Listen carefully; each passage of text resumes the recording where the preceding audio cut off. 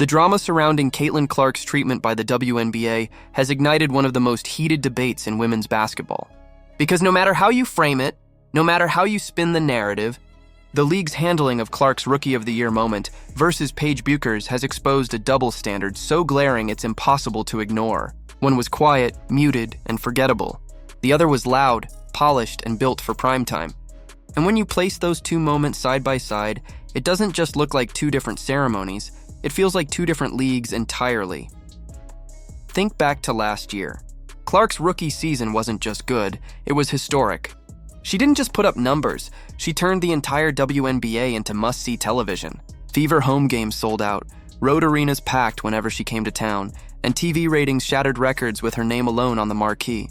ESPN, ABC, Amazon Prime, it didn't matter where the Fever played, Clark was the show.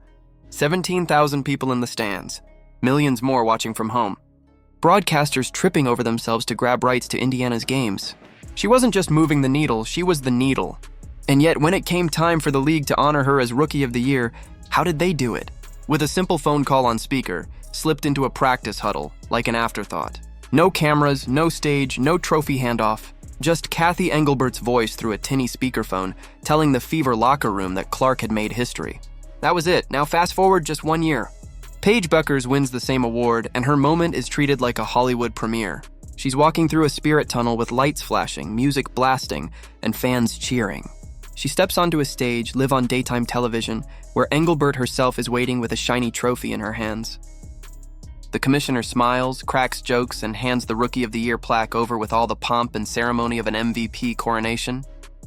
Nike rolls out custom merch. The Jennifer Hudson Show builds the surprise reveal into an entire segment.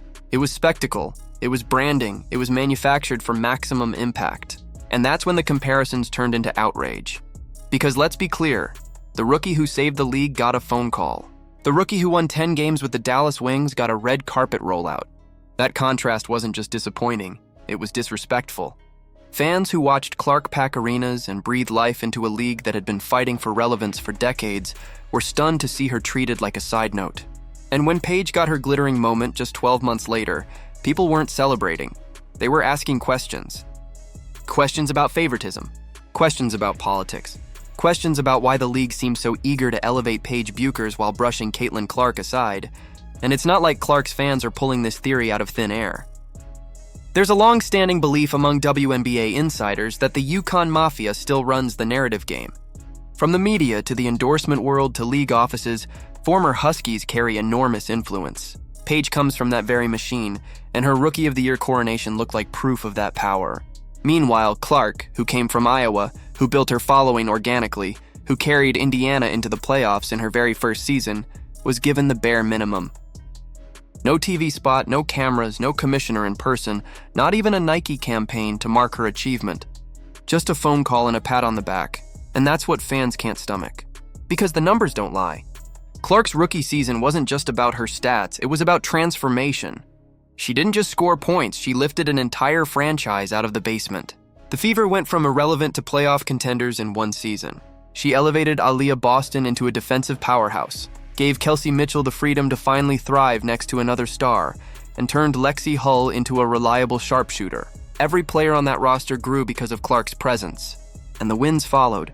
20 victories, Indiana's first postseason appearance in nearly a decade, and a surge of excitement that stretched across the league. Paige's season? The Dallas Wings limped to a 10-34 record. Dead last, no playoff chase. No visible bump in attendance or visibility. Just numbers on a stat sheet. 19 points, 5 assists, a handful of rebounds. Impressive on paper, but empty in context. Because what does scoring matter if it doesn't translate to winning? How do you justify hyping up a rookie who couldn't even lift her team out of irrelevance, while the rookie before her rewrote the trajectory of an entire franchise? And yet, Paige got the show. Paige got the cameras. Paige got the commissioner flying out in person to hand her a trophy. That's why fans don't see this as an oversight. They see it as intentional. A league choosing its narrative. A league deciding which face to put front and center. And the symbolism is impossible to miss. When Clark won, Engelbert didn't even bother to show up. When Paige won, Engelbert couldn't wait to smile on stage. The backlash wasn't quiet. Fans flooded social media with side-by-side comparisons of the two ceremonies. They pointed out how Clark was never showered with the same staged media love that Paige was instantly handed. They highlighted how Nike never launched a Rookie of the Year shirt for Clark, despite her selling out jerseys in record numbers. They noted how the commissioner herself seemed to treat Clark like an obligation, while celebrating Paige like an achievement.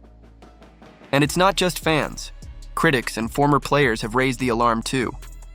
Christine Brennan, Eaton Thomas, even Sue Bird's comments have fueled suspicion that Clark's spotlight is being deliberately managed, while Paige is being carefully elevated. And here's where it gets even more heated. Clark's fans haven't forgotten the way the media grilled her last season. Every time she succeeded, someone rushed to remind her that she didn't invent basketball.